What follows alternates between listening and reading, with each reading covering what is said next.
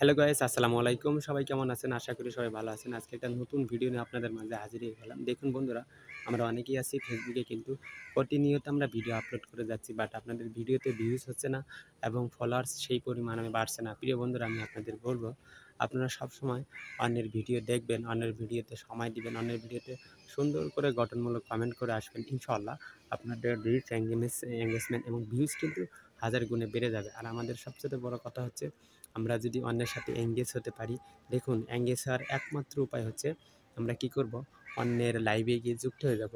অন্যের লাইভে যুক্ত হয়ে কিন্তু বেশি বেশি করে কমেন্ট করব। দেখবেন আপনাদের কমেন্টের উপর ডিপেন্ড করে কিন্তু ওই পরিবারের যতগুলো সদস্য আছে কিন্তু আপনাদের পরিবারে কিন্তু এঙ্গেজ হয়ে যাবে এবং এঙ্গেজ হয়ে যাবে। এঙ্গেজ হওয়ার পাশাপাশি কিন্তু আপনাদের কিন্তু দেখতে পাবেন ফলোয়ার কিন্তু হিউজ পরিমাণে বেড়ে যাবে।